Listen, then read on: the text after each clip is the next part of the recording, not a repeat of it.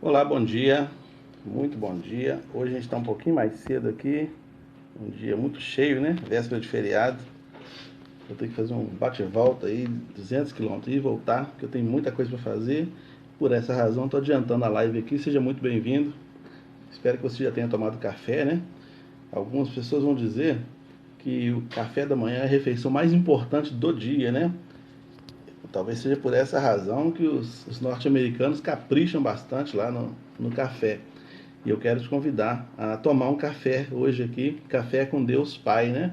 Aliás, esse é o nome de uma devocional, um livro devocional que está sendo viralizado, né? Todo mundo está usando esse devocional, Café com Deus Pai, todo dia. Então, tem ali uma nova página, uma nova porção da palavra de Deus. E eu quero te convidar para esse café aqui. Para essa leitura, ou para a leitura de hoje, né? Quero te convidar a ler Lucas 10, versículo 27, que diz assim, ó. Antes de eu falar o que diz, deixa eu dizer por que diz, né?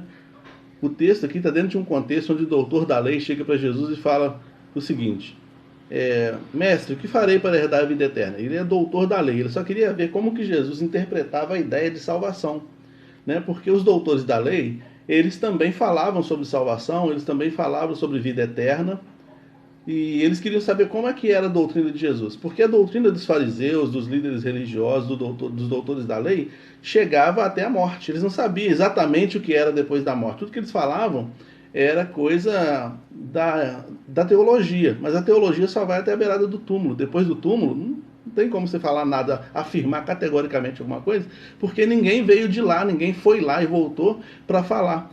O único que tem propriedade para falar o que acontece depois da morte é Jesus. Então, quando ele conversa com Nicodemos, por exemplo, no capítulo 3 de João, ele fala sobre isso. Nicodemos, estou falando de coisas da terra, nascer de novo. Quando começar a falar coisas do céu, você vai ficar espantado. E quando ele fala falar coisas do céu, é coisas do para além da vida, para além da morte, do outro lado da cortina, onde ninguém sabe. Mas Jesus fala, eu falo do que eu estou vendo. Lá em João capítulo 4, com a mulher samaritana, inclusive, Jesus fala disso. Ele fala assim, ó, vocês fazem o que vocês nem sabem o que é, chamado de adoração. Mas nós falamos o que nós sabemos. Então, no capítulo 4, versículo 21, mais ou menos, nessa altura, Jesus fala com ela. Então, quando Jesus fala da doutrina de salvação, quando ele fala de eternidade, ele sabe do que está falando, porque ele veio da eternidade. Ele veio da dimensão atemporal. Nós estamos sujeitos ao tempo e ao espaço, né? A gente conta, igual eu falei, estou atarefado, muita coisa para fazer. Isso tudo eu estou limitado pelo tempo e pelo espaço, né? Falei sobre 100 quilômetros, 200 quilômetros de viagem, ida e volta. Isso tem a ver com espaço, isso tem a ver com tempo. Nós estamos limitados pelo tempo e espaço. A eternidade não tem limitação de tempo e espaço. Então Jesus ele veio da eternidade para este mundo e voltou para a eternidade. Quando ele fala, torna-me dar a glória que eu tinha contigo antes da fundação do mundo, lá em João 17 ele fala isso, então ele está falando sobre essa dimensão atemporal, entende? Então os líderes religiosos, eles falam do tempo, eles falam sobre salvação no tempo, eles falam sobre vida eterna no tempo, mas eles não sabem dimensionar isso. Então, esse doutor da lei, para tentar saber o que passava na cabeça de Jesus, ou como Jesus interpretava a ideia de salvação, pergunta para Jesus, o que hei de fazer para herdar a vida eterna? Tem alguma coisa que eu posso fazer? O que eu tenho que fazer?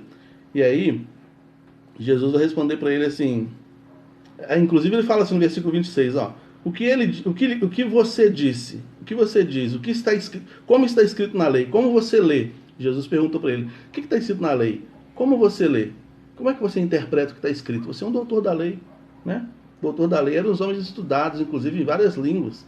Eles sabiam ler o texto não só no grego que estava escrito, mas também no aramaico, no hebraico, no peshito e todas as línguas que tinha siríaco, né? Todas as línguas disponíveis em que o texto estava escrito, os doutores da lei sabiam fazer esse discernimento. Jesus falou, então como é que você lê? Como é que você interpreta o que está escrito? Aí ele respondendo, Jesus falou assim, no versículo 27, amarás ao Senhor teu Deus de todo o teu coração, de toda a tua alma, de todas as tuas forças, de todo o teu entendimento, e ao próximo como a ti mesmo. E aí Jesus vai no versículo 28 e fala assim, disse-lhe Jesus, respondeste bem, faze isso e viverás. Faz isso e você vai viver. E aí então Jesus vai contar para ele aqui, aí ele fala assim, mas quem é o meu próximo? Aí Jesus começa a contar para ele a parábola do bom samaritano, para explicar. Mas o que nos interessa aqui é que ele faz uma pergunta querendo saber uma resposta que ele não tinha dimensão. E Jesus fala, você está com o livro da lei na mão, você ensina todo sábado sobre o livro da lei, como você interpreta? Aí ele fala, amarás o Senhor teu Deus de todo o teu coração, de toda a tua alma, de todas as tuas forças, com todo o teu entendimento, e ao teu próximo como a ti mesmo será salvo. Jesus faz. Vai lá e faz isso então. Café com Deus. Hoje em dia, olha só, isso aqui é pra gente ter só pra gente guardar, né? Café. Coração, alma, forças e entendimento. Buscar a Deus de manhã, no café da manhã, é muito bom. Como eu disse, a refeição mais importante do dia é o café da manhã, né? Que dá sustância. E na parte da manhã é o momento que a nossa mente ainda está se organizando, né? Está ainda apalpando o dia novo, né? Então a gente pode colocar muita coisa nela. O que você coloca na sua cabeça de manhã? O que você coloca no seu coração de manhã? Né? Então a proposta é que a gente coloque no coração a busca pelo Senhor, né? Tomar um café com o Senhor, né? Lembrar que é de todo o coração, de toda a alma, de todas as forças, com todo o entendimento que a gente tem que buscar a Deus. Isso faz toda a diferença. Como na mensagem que o Senhor nos deu ontem à noite na igreja, realmente buscar ao Senhor faz toda a diferença. Inclusive, o provérbio 8,17 vai dizer o seguinte: aqueles que de madrugada me buscam, me acharão. Né? Porque Deus se agrada do esforço dessa busca. O esforço que eu faço não é para a minha salvação. Né? O doutor da lei falou com ele aqui: o que eu tenho que fazer para herdar a vida eterna? Talvez ele pensou que tinha que guardar 613 mandamentos, porque era o que o judeu fazia, né? Guardar 613 mandamentos, na expectativa de, ao guardar todos, sem errar nenhum, ser salvo. Mas Jesus falou: não tem a ver com os mandamentos, com tudo isso. É só amar a Deus com todo o teu coração, alma, força, entendimento, e ao próximo como a ti mesmo, e a salvação te é garantida. Amar tem a ver com entrega. Amar tem a ver com disposição de servir. Amar tem a ver com suporte. Amar tem a ver com tolerância. Né? Amar não é um sentimento, são ações. Ações com relação a Deus, ações com relação ao próximo. Né? Então, a palavra de Deus nos orienta a isso, né? A tomar esse café. Esse café com Deus, o café do coração, alma, força e entendimento. Né? Eu colocar disponível a Deus a minha alma. O que é a alma? A alma é o centro das minhas emoções, o centro da volitude, né? Ou seja, as minhas vontades, né? Elas partem da alma, as emoções partem da alma. O inteligir, né? A capacidade de fazer distinções, usar a inteligência, parte da alma. Então ele fala: coloca tudo isso diante de Deus, coloca o seu coração diante de Deus, coloca a sua alma diante de Deus, quer dizer, a sua vontade, a sua disposição, a sua energia diante de Deus, coloca as suas forças a serviço de Deus, né? Coloca o seu entendimento para discernir as coisas de Deus. Esse é o café da manhã que Deus te chama para tomar. Esse é o café da manhã que Deus me chama para tomar. Como eu falei ontem no culto, né? Eu espero que tenha sido o Espírito Santo que tenha falado e não eu. Mas quando a gente percebe que o culto que a gente presta a Deus é uma invocação, e não só um compromisso religioso, mas é uma invocação. Quando eu estou ali na intensidade da adoração, o Espírito de Deus se manifesta. Eu estou chamando a Ele para se manifestar. Quando eu estou aqui fazendo essa live com a intensidade do meu coração, Ele se faz presente. Jesus falou isso. Jesus falou: onde tiverem 2 ou mais em meu nome, eu me faço presente. Eu me farei presente. E ali Jesus está fazendo uma alusão a uma coisa que era comum na sociedade judaica, onde tinha 2 pessoas. Quando 2 pessoas concordassem no assunto, uma terceira pessoa vinha para testemunhar que aquele assunto era verdadeiro. Então, quando tiver 2 ou mais pessoas reunidas, eu, você, tá? Eu e meu sogro aqui, ó, reunido. Inclusive, eles estão aqui na sala, Sofia, meu sogro, todo mundo. Quando tem mais pessoas reunidas nesse propósito de querer ouvir a palavra, de querer receber a palavra, o Espírito Santo se faz presente para revelar essa palavra aos corações. Né? Então, quando eu vou no culto, quando eu estou buscando ao Senhor, ou quando eu estou no meu quarto adorando a Deus, buscando a Deus em oração, Ele se faz presente. Ele se faz presente para se revelar. E ali eu posso derramar meu coração, minha alma, colocar minhas forças à disposição dele e o meu entendimento para discernir aquilo que ele quer da minha vida. Né? E isso vai acontecendo gradativamente. Essas coisas vão acontecendo no passar da vida. Né? A vida vai acontecendo. E aí eu não fico estéril como esse doutor da lei, que estava com a lei na mão, ele tinha a lei na mão, falava que amava a Deus, mas ele não sabia discernir essa lei. Ele fala: mestre, como o senhor lê? Jesus falou: você, como lê? Eu quero saber de você. Porque eu nem leio. Jesus nem leio. Você, como lê? Como você interpreta? Não adianta só ler, você precisa colocar isso em prática. Vai lá e faz isso aí, ama a Deus e ama o próximo, e você garante a sua salvação. Então que Deus nos ajude a tomar um café verdadeiro, um café profundo, um café, uma lauta refeição, né?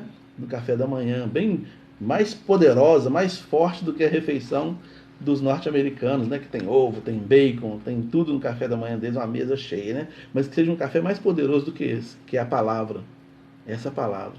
E essa palavra sendo degustada, ela transforma a nossa vida numa condição muito melhor.